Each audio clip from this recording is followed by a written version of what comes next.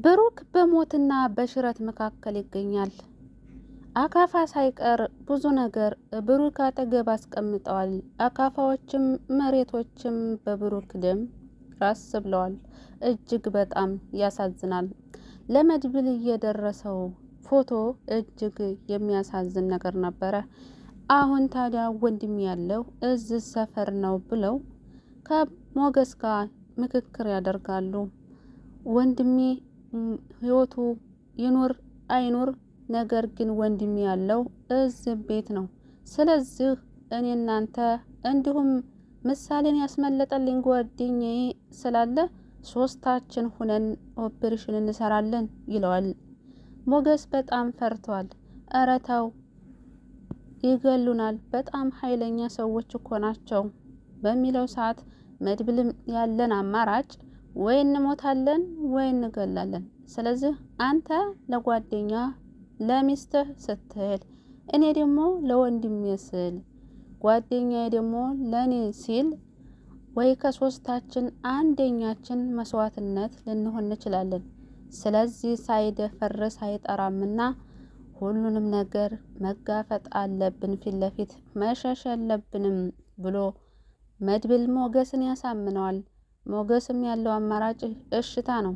እሺ እውነትህን ነው፣ ሁሉንም ለመጋፈጥ ዝግጁ ነኝ ብለው ውላቸውን ተዋውለው ተስማምተው ወደ የቤታቸው ተመልሰዋል።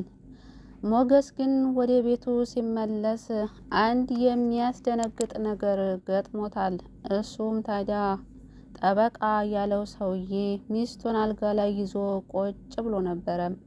ሉላን እባክሽ ነይ ቶሎ ከኔ ጋር አብረሽኝ ካደርሽ በነፃ ነው ቤታችሁን ንብረታችሁን የማስመልስልሽ።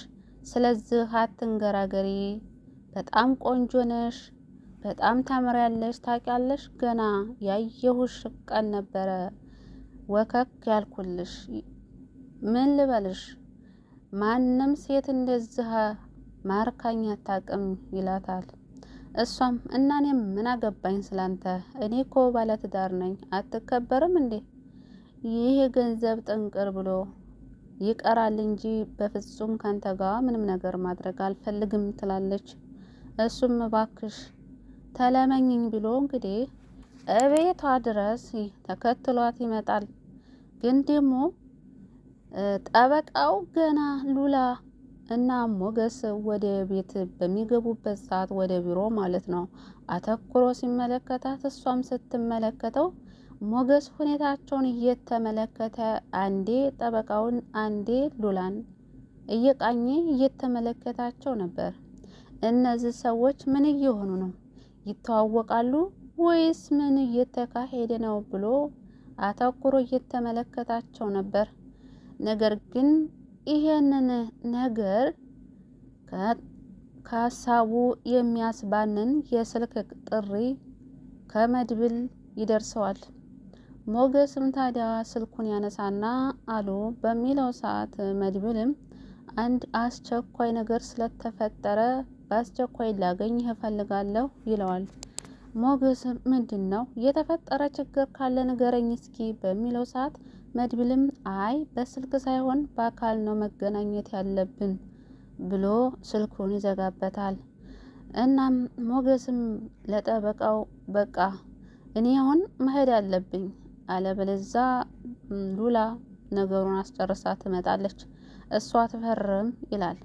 ጠበቃውም አረ እንዴት እንደዚህ ታደርጋለህ? አረ ሁሉን ነገር ጨርሰ መሄድ ያለብህ፣ ከዚህ የበለጠ አስቸኳይ ነገር አለ እንዴ ይላል። ነገር ግን እሱ ሞገስ እንዲሄድለትና ሉላ እንድትቀር ምኞቱ ነበር። ነገር ግን ምኞቱ ተሳክቶለታል። ከዛም በኋላ በቃ ሉላ ትፈርማለች፣ የቀረውን ደግሞ እኔ እፈርማለሁ፣ አንተ መሄድ ትችላለህ፣ በዛም መኪናም ስላያስኩኝ እኔ ራሱ አደርሳታለሁ ቤቷ ብሎት ሞገስን ይሸውደዋል። ሞገስም የዋህ ስለሆነ ጥሏቸው ይወጣል። ያኔ ታዲያ እንግዲህ ጠበቃው ለማለት አሁን ነው ይልና በቃ ለማንኛቸውም መኪና ስላለኝ መኪና ውስጥ እንሄድ፣ እዛ ትፈርሚያለሽ፣ በዛውም ቤትሽ አደርስሻለሁ ብሏት ነበረ። ሉላም ሁኔታው አላማራትም። ቢሆንም ደግሞ ያላት አማራጭ ከሱ ጋር አብራ መሄድ ነበር። ግን ተከትሏት ይሄው በራሱ መኪና እዛው ቤቷ ይዟት ሄዳል። ቤቷ ሲሄድ ግን ቤታቸው ጠባብ ስለነበረ የት ይቀመጥ መቀመጫም የለም። ቀጥታ መኝታ ክፍል ነበረ የገቡት። አቤት አንቺን የመሰለች ልጅ፣ አንቺን የመሰለች ቆንጆ እዚች ጠባብ ቤት አይከብድም እንዴ? አንቺ ማለት እኮ ንግስት እኮ ነሽ። ምን አይነት ጉር ነው እያለ ወሬውን ማውራት ይጀምራል። ሉላም ምንድን ነው ድሃ ነው ብለህ ነው? ድሃ ነው ብለህ አስበህ ከሆነ ሞገስ ያለውን ሀብት ታውቃለህ። ስለዚህ አሁን ተይዞበት እንጂ በዛ ላይ ደግሞ ከሀብት ይልቅ ፍቅር ይበልጣል። ለዚህ ፍቅር የስንት መስዋዕትነት እንደከፈልኩ አታውቅም መሰለኝ ትለዋለች። ለማንኛቸውም ያለሽ አማራጭ አንድ ብቻ ነው። ሴቶች ሴትነታቸውን ተጠቅመው ብዙ ነገር ማስተካከል ይችላሉ እኮ። ስለዚህ አንቺም ይህን ነገር ማስተካከል ትቻለሽ። ብዙ ብር ከፍለሽ እንትን ከምትይ ይልቅ በአንድ ቀን አዛር ቤትሽን በነፃ ማስመለስ ትቻለሽ፣ ንብረታቸውን ይላታል። በፍጹም አልፈልግም፣ በአፍንጫ ይወጣ። እባክህ ነይ ቁጭ በይ እባክሽ በሚላት ሰዓት ቁጭ አልልም። እንግዲህ ያለው አማራጭ እጇን መጎተት ነበረ። እጇን እየጎተተ ባለበት ሰዓት ኧረ እባክህ ውጣ፣ ቤት የለቀህ ሞገስ ከመጣ ጥሩ ነገር አይፈጠርም ብትለውም እሱ ግን መስሚያው ጥጥ ነው። እና እንግዲህ ጠበቃው የሉላን እጅ እየጎተተ ባለበት ሰዓት እንግዲህ ሞገስም እየገሰገሰ ወደ ቤቱ መጥቷል። ምን ይፈጠራል? ሞገስ መሽም ቦቅቧቃ ነው፣ የፈረደበት ቦቅቧቃ። እንደ ሞገስ ቦቅቧቃ እንኳን አይድረስ ነው። እንግዲህ በሚስትና በሀገር ድርድር የለም በሚለው እንግዲህ የዝናን ያክል ባይፈራውም ይሄንን ይፈራዋል ብዬ አላስብም። እንግዲህ ያው ሰው ቤት ዘው ብሎ መግባት ግን ነውር ነው። እንደዚህ አይነት ሰው አለ እንዴ? ምንስ ባለጌ እንኳን ቢሆን በአንድ ቀን ትውውቅ ሰው ቤት ያውም አልጋ ክፍል ይገባል እንዴ? ብቻ ሞገስ በቡጥ ይለዋል ወይስ ጠበቃው ብቻ ሞገስ ያላሰበው ነገር ገጥሞታል ማለት ነው። ነገሮቹ በዛም እያጧጧፉት ይገኛሉ። እሺ እና ታዲያ እንግዲህ መድብልስ ለቡራ ይደርስለታል አይደርስለትም የሚለውን እንግዲህ አብረን ነው የምንመለከተው። ቡራ በእርግጥ አልሞተም፣ ህይወቱ አላለፈችም። እንግዲህ መጨረሻ ላይ ጣቶቹን እያንቀሳቀስ አይተናል። ግን ደግሞ አካፋው ምኑን እኮ ቀብረውት ነው ምንድን ነው ብዬ በጣም ነበር የደነገጥኩት። ነገር ግን በህይወቱ ሳይወጣ ይደርሱለታል ብዬ አስባለሁ መድብልና ሞገስ ማለት ነው። ደግሞ ሞገስ እዚህ መጥቶ ሌላ ችግር አጋጠመው። ምን አይነት ጉር ነው እናንተዬ! እንደው በችግር ላይ ችግር ነው እየተደራረበባቸው ያለው።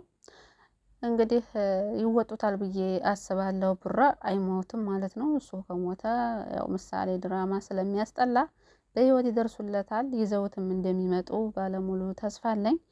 አሁን እንግዲህ ኢፍራታን አሁን እየተፈለገች ያለችው ዝና የፍራታን አምጪልኝ እያለ ማለትን ሲያወራት ነበር። ማለትም በጣም ናፍቀኸኛል፣ እንዴት ነው ጎዱ እያለች በምትለው ሰዓት አንቺ ዝም በይ፣ ምን ሆነሽ እያየሽን ጎዱ ትያለሽ እንዴ? ሆስፒታል ቆይቼ እኮ የምመጣው፣ ስለዚህ አሁን እህትሽን ይዘሻት ነይ ብሏታል ማለት ነው። እንግዲህ ማን ነው የሚባለው ይሄ ማን ሙሴሳ የሚባለው እንግዲህ አለቃቸው የሰው ነፍስ እንዳታጠፋ ትንሽም ብትሆን ዋጋ ያስከፍለናል እያለው ነበር። እና ዝና ደግሞ የሰው ነፍስ አላጠፋም አለ። የፍራታን ነው አላለም እንዴ? ፍራታ ሰው አይደለችም እንዴ? ሰው ነፍስ አይደለችም እንዴ?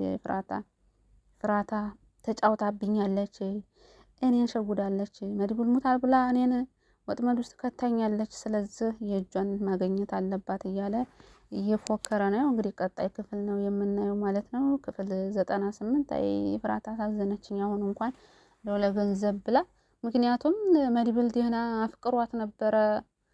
ከሱ ጎን ሆና ኑሮ የሁላ ነገር አይመጣባትም ነበረ። የፍራታ ገንዘቡም አልቀረም፣ ገንዘብ እየሰጣት ነው መድብል። ከሱ ጎን ብትሆን ኑሮ በጣም ጥሩ ነበረ። በእርግጥ አሁን ዝናም ፈርቷል። እነ መድብልን በጣም ኃይለኛ ናቸው፣ እንዲያሰብናቸው አይደሉም እያለ አለቃውን እያስፈራራው ነበረ ማለት ነው። መድብል ጀግና ነው፣ ጓደኛም አግኝቷል። እውነተኛ ጓደኛ ከሆነ ማለት ነው። እንግዲህ ምሳሌን ያስመለጣት። ምሳሌም አባቴን አንጡ እያለች እያስቸገረቻት ነው ቅድስትን ማለት ነው። ቅድስትም ታዲያ እውነቱ ልትነግራት ብላለች። ያው በ98 ሁሉንም ነገር ትነግራት አለች ማለት ነው። ምክንያቱም በየጊዜው የጨቀጨቀቻት ስለሆነ ግራ ተጋብታለች። እንግዲህ ዳጣም አግኝታው ነበረ ሞገስን ማለት ነው። እንግዲህ ዳጣ አግኝታ ሞገስን ያወራቸው ነገር በጣም የሚያስቅ ነበረ። ምክንያቱ ደግሞ ሰላምዬ ውሸት ባል ትፈልጋለች ስትለው በጣም ነበር ደነገጥ። እንዴ ምን ሆነሽ ነው? ይሄ እኮ በህግ ያስቀጣል። ውሸት ደግሞ ለክፉ ሰዎች መመለሻ እንጂ ውሸት በፍጹም አይፈቀድም ሲላት፣ አይ የውሸት እኮ ነው። በቃ ለማንኛውም ተው እና ደግሞ እናቴ በህይወት አለች ብላ እንግዲህ ደስታዋን አጋርተዋለች። እና በህይወት ካለች የት ነው ያለችው በሚላት ሰዓት እሱን ማቀስ ብሎ የሚነግረኝ ግን ደግሞ በህይወት ስላለች ብቻ በጣም ደስ ብሎኛል እያለች ደስታዋን ስትገልጥለት ነበረ። በነገራችን ላይ ይሄ የላላ ተብዬውን ቢያስወጡልን ጥሩ ነው። እንዴ ጆሮአችንን አደማው እኮ እዚህ እየለፈለፈ ማለት ነው። እንዴ ደግሞ ቅድስትን ወደድኳት ብሎ ወረፍ። ለማንኛውም ክፍል 98 በጉጉት እንጠብቃለን ማለት ነው። ለዚህ ቻናል አዲስ ከሆናችሁ ሰብስክራይብ ማድረጋችሁን አትርሱ።